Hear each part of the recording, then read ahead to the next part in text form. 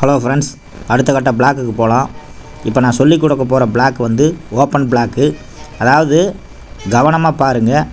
அதாவது ஃபஸ்ட்டு ஆரம்ப கட்ட பாடத்திலிருந்து பிளாக் பெல்ட்டுக்கே போனாலும் இந்த ஒரு பிளாக்கை வச்சு டெக்னிக்கல் ஃபைட்டாக இருந்தாலும் சரி, ஸ்ட்ரீட் ஃபைட்டாக இருந்தாலும் சரி, ஈஸியாக உங்களை தற்காத்துக்க முடியும். அதுக்கு இந்த ஒரு பிளாக் பழகினா போதும். மேக்ஸிமம் பார்த்தீங்கன்னா ஷாவ்லின், விங்சன், கும்ஃபு சம்மந்தப்பட்ட எல்லாத்துலேயுமே இந்த பிளாக்குங்கிறது இருக்கும். இந்த ஒரு பிளாக் இருந்தால் ஆரம்பத்தில் கற்றுக்கிறவனும் இந்த பிளாக்கை வச்சு தான் ஃபைட் பண்ணுவான். பிளாக் பெல்ட்டில் டிகிரிக்கு மேலே வாங்குறவனும் இதே பிளாக்கை வச்சு தான் ஃபைட் பண்ணுவான். ஆரம்பிக்கலாங்களா? ஓகே,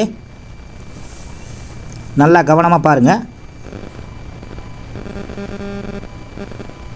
1 2 3, அதாவது உள்ளங்கையில் தடுக்கணும்.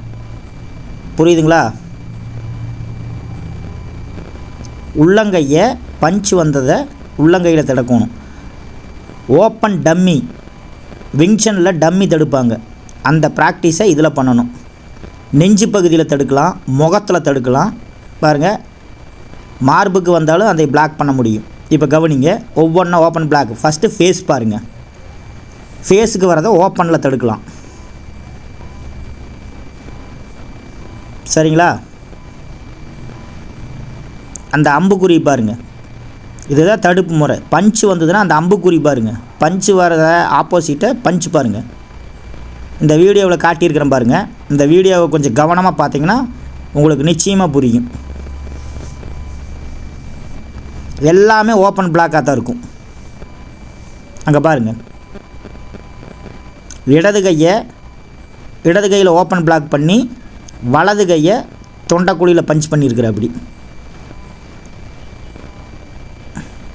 இப்போ இது வந்து நெஞ்சு பகுதிக்கு வர பஞ்சை ஃபேஸிலிருந்து நெஞ்சு பகுதிக்கும் தடுக்கலாம். இப்போ பாருங்கள், அதே கிக்ஸு வயிற்று பகுதிக்கு வந்ததுனாலுமே மேலேருந்து கீழே அமுத்தணும். இங்கே பாருங்கள், இந்த பிக்சரை பாருங்கள்.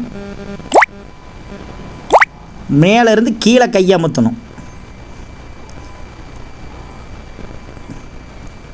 உள்ளங்கை தாடை அடித்தல், பஞ்ச் பண்ணால் அப்போவே தாடை தூக்கலாம்.